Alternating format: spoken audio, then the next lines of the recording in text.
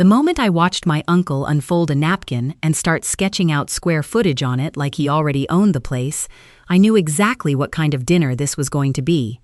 He had not even asked me to pass the bread yet, but he was already dividing rooms. That image has stayed with me longer than almost anything else from that night, because it told me everything I needed to know about what my family believed, what they assumed, and how completely wrong they were about to discover they had been.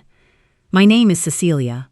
I am an estate planning attorney, and I have spent the last 14 years sitting across from grieving families while they negotiate over the things their loved ones left behind.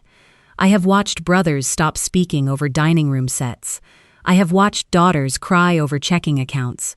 I have watched people reveal their truest selves the moment a will gets read out loud in a quiet office.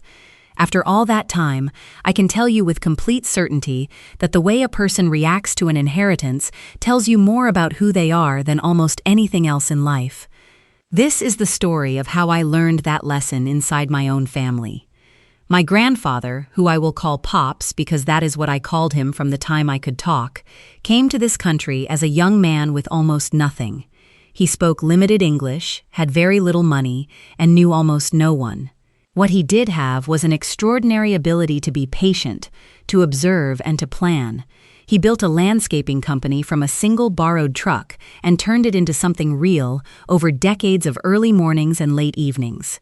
In 1979, he bought a house on a quiet ridge outside of town for $87,000. 4 bedrooms, a wraparound porch, 2 acres of land he personally maintained well into his 80s. By the time this story reaches its end, that property would be appraised at $2.5 million.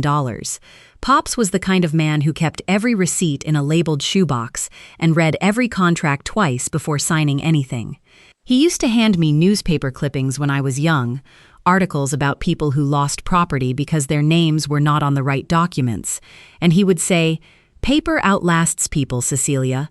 Pay attention to the paper." I did. My father, Garrett, is Pop's oldest son. My uncle Darnell is his younger brother. Growing up, Garrett was the one everyone noticed. He was loud in the best possible way at family gatherings, always at the center of every conversation, always the first to offer a toast, always seated closest to Pops at the holiday table. He called every Sunday. He showed up to every birthday. He performed devotion in a way the whole family could see and applaud. What the family did not discuss as openly was that Garrett had borrowed $340,000 from Pops in 2009 when his restaurant business collapsed, and that loan had never been repaid. Darnell had borrowed $180,000 in 2014 under similar circumstances. Both notes were signed, notarized, and sitting in a file cabinet that nobody except Pops and his attorney had ever thought to open. I showed up differently than my father did. I drove 3 hours to the house every February to help Pops file his taxes. I reviewed his lease agreements when he rented out the studio apartment on the back of the property. When he had a cardiac episode in 2019, I was the one sitting with the cardiologist, taking notes on a legal pad, while my father sent a card that said, "Thinking of you." Nobody in the family called what I did loyalty. They called it Cecelia being Cecelia, as though my consistency were a personality quirk rather than a choice I made deliberately every single time. I never corrected them, I just kept showing up. The family reunion that August was held at a rented lake house in the mountains, the kind of gathering where everyone pretends the old tensions do not exist because the scenery is too pretty for conflict. My cousin Bryce had just passed the bar exam, and my father decided the occasion called for a speech. He talked about legacy and family and what it meant to carry a name forward. Then he looked directly at me from across the table and said, "Some of us spend our careers advising other people on what to do with their money. Bryce is actually going to do something with his." Several people laughed. My uncle Darnell laughed the loudest. My grandmother, who was seated beside me, set her water glass down with a quiet, deliberate click and said nothing. I picked up my phone and opened my notes app and typed the date, the time, and the approximate words, because documenting things is not something I decide to do. It is simply what I do. The habit moved faster than the hurt did. 2 months before that reunion, Pops had sent me a set of draft documents and asked me to review them professionally. He was specific about the distinction. Not as his granddaughter, he said, as his attorney. I had reviewed them in June with a professional eye. That night at the lake house, after everyone had gone to bed, I opened my laptop and read them again with a different kind of attention. Pops passed away on a quiet November morning at home, in his own bed, exactly as he had wanted. His estate attorney, a careful and thorough man named Gerald, called me 2 days after the funeral and asked me to come to his office before the family reading scheduled for that Saturday. He wanted me to see the documents first. What Gerald showed me that Thursday morning changed the shape of everything I thought I understood. Pops had executed a revocable living trust in September, 6 weeks after the reunion, and had transferred the title of the Ridge property into it. The sole beneficiary for the real estate was me, my full legal name, listed clearly, described in language that Gerald translated simply as the one who read the documents and showed up when it mattered. Gerald also showed me the promissory notes, both of them, with the compounded interest calculated to current date. The combined outstanding balance between my father and my uncle was $592,000. Gerald looked at me over his reading glasses and said, "Your grandfather wanted you to understand the full picture before Saturday." I drove home and sat in my kitchen for 2 hours without turning on a single light, thinking about the difference between a man who is quiet and a man who is patient, and how my family had spent decades mistaking one for the other. The Saturday reading was something I will never forget. My father wore a blazer, Bryce wore a tie. My uncle brought his girlfriend, who had no legal standing to be present, but who nobody asked to leave. They arrived with the energy of people expecting to receive something. Gerald read through the liquid assets first, the distributions to my grandmother, the equal shares among grandchildren, the bequest to the hospice organization. Clean and straightforward. Nobody in that room tensed up. Then Gerald reached the real property, and he read the trust instrument in full, and he said my name, and I watched my father's face move through 3 completely different expressions in the span of about 4 seconds.